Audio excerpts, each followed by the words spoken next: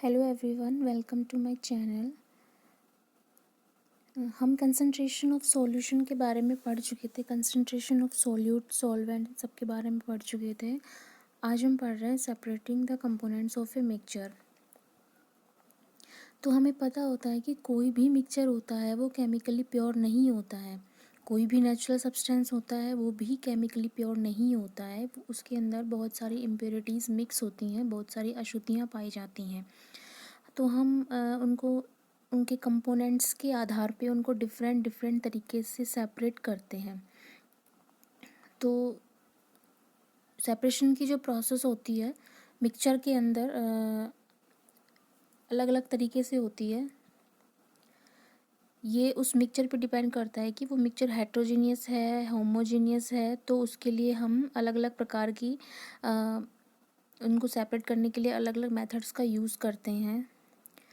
यदि homogeneous mixture होता है तो उनको हम सिंपल फिज़िकल मेथड से हैंड पिकिंग, शिविंग, फिल्ट्रेशन इन सब का यूज़ करके, इन सब टेक्निक का यूज़ करके हम उसको सेपरेट कर सकते हैं। How can we separate cream from milk? हम दूध के अंदर से क्रीम को कैसे सेपरेट कर सकते हैं? कभी कभी कुछ सॉलिड पार्टिकल ऐसे होते हैं, लिक्विड के अंदर कुछ सॉलिड पार्टिकल ऐसे होते हैं जो कि फ़िल्टर पेपर के आर पार आ जाते हैं। बहुत छोटे होते हैं वो, तो उसके लिए फ़िल्ट्रेशन की प्रोसेस यूज़ में नहीं लाई जा सकती।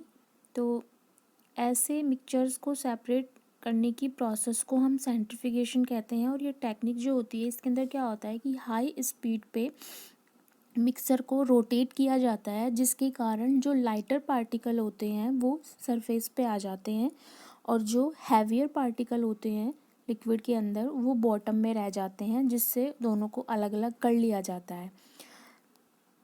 ऐसे ही मिल्क के अंदर होता है। क्रीम जो हम जब उसको रोटेट करते हैं बार बार तो क्रीम ऊपर आ जाती है और मिल्क जो है वो नीचे रह जाता है। तो हम क्रीम को ऊपर निथाड़ लेते हैं और जो मिल्क होता है वो हम यूज़ में ले लेते हैं। Applications of centrification. सेंट्रीफिकेशन का यूजेस जो होता है वो लेबोरेटरीज़ के अंदर ब्लड और यूरिन टेस्ट के लिए किया जाता है। It is use in dairies and home to separate butter from milk.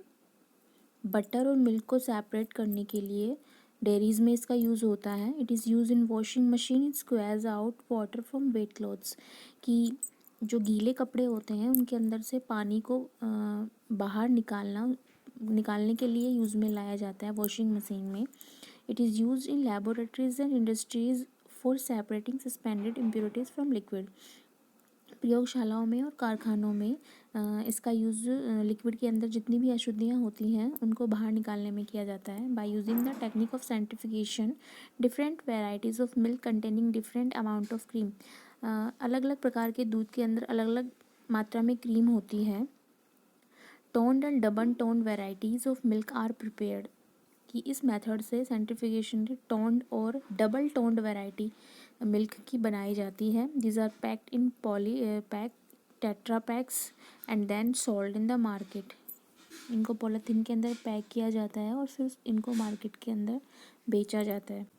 How can be separate a mixture of two immiscible liquid? यदि दो इमिजिबल लिक्विड मिक्स हैं तो हम उनको कैसे सेपरेट करेंगे? The pair of liquids do not mix each other are called immiscible liquid, कि ऐसा पेयर, लिक्विड का ऐसा पेयर जो आपस में आराम से मिक्स नहीं हो पाता है, एक दूसरे के साथ मिक्स नहीं हो पाता है, उसको हम इमिजिबल लिक्विड बोलते हैं। फॉर एग्जांपल वाटर के अंदर जब हम केरोसिन ऑयल मिला देते हैं या फिर mixture of petrol and water, दोनों का मिक्सचर जो होता है वो एक प्रकार का इमिजिबल लिक्विड होता है, क्योंकि ये एक दूसरे में आसानी से मिक्स नहीं होता है। Mixture of two immiscible liquid can be separated by using a separating funnel. हम इसको सेपरेटिंग फनल के द्वारा हम इसको अलग अलग कर सकते हैं। The separation of two immiscible liquid by a separating funnel depend on the difference in their densities, कि ये जो हम मेथड यूज़ में ला रहे हैं सेपरेटिंग फनल का यूज़ करके, ये दो इमिजिबल लिक्विड को हम अलग अलग करते हैं, लेकिन ये दोनों की डेंसिटी पे डिपेंड करता है। फॉर एग्ज़ाम्पल हम एक एक्टिविटी से इसको समझते हैं।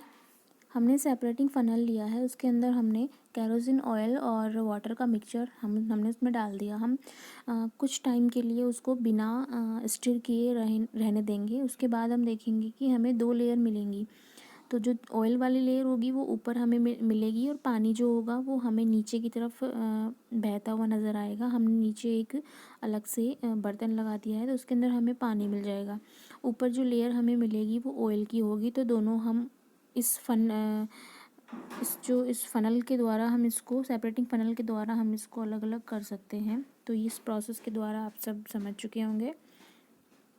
नेक्स्ट है, how can we separate a mixture of salt and ammonium chloride, कि हम अमोनियम क्लोराइड और सॉल्ट के मिक्सचर को कैसे सेपरेट कर सकते हैं।